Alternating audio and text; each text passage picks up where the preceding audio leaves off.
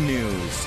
Good evening, everyone. Rob is off tonight. There is something for just about everyone in downtown Cincinnati this weekend, and police estimate just about everyone will show up. Yeah, it's going to be a fun weekend for sure. A mixture of football, beer, and pop culture expected to draw more than 500,000 people to the heart of the city. And that's where Local 12's Joe Webb is live with a look at what they can expect. Hi, Joe. Hey, Cammie, you know, this is the kind of weekend that every American city wants. Good weather forecast and a whole lot going on. You hear the UC band firing up right now, just getting ready to start a pep rally. But Oktoberfest Zinzinnati is always one of America's best outdoor annual events, but it's not alone in downtown this weekend. As a matter of fact, nobody's going to be alone in downtown Cincinnati this weekend. Not only does Oktoberfest draw a crowd, it closes off several downtown streets.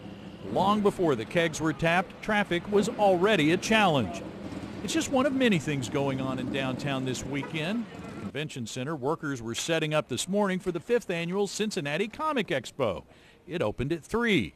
They expect 15,000 fans this weekend, and they know they're not the only game in town. And since we start in the morning, that's usually before the traffic for the games start. That's usually traffic before Oktoberfest starts. And so people should be able to come in quite easy as long as they arrive early enough. Saturday is the Expo's biggest day. Weather should draw a crowd for Oktoberfest. Play fake. It's also UC's homecoming game at Paul Brown Stadium. Add in the Bengals game on Sunday against the Titans. Totals up to a lot of cars coming and going downtown. Conservatively speaking, I'm going to say 600,000 through the weekend, you know, the 3-day weekend. A little bit of weather permitting, but we're expecting and anticipating and looking forward to some very large crowds. And a lot of police officers to keep the peace and the traffic moving. Neville says 5th and Vine is always a choke point for traffic, so avoid driving close to it. If you're coming downtown on the expressway, think ahead.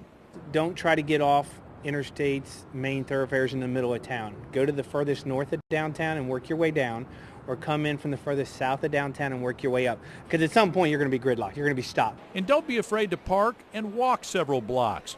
You'll definitely be able to rehydrate and load up on carbs when you get to Oktoberfest.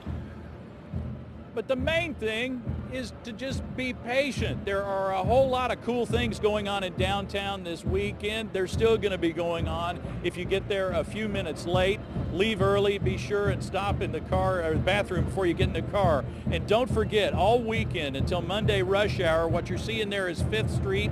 5th Street is going to be blocked off from Vine to the other side of Procter & Gamble at Sentinel. Main, Walnut, Sycamore, and Broadway are closed from 4th to 6th. You can see those people waving at us in the car. They're down here. They're being patient. They're in traffic. They're having fun. Like I said, Cammie, a whole lot going on. We got a UC pep rally. We've got Oktoberfest. We've got comic books. We've got you name it. 14K run. All kinds of stuff going on and great weather for it.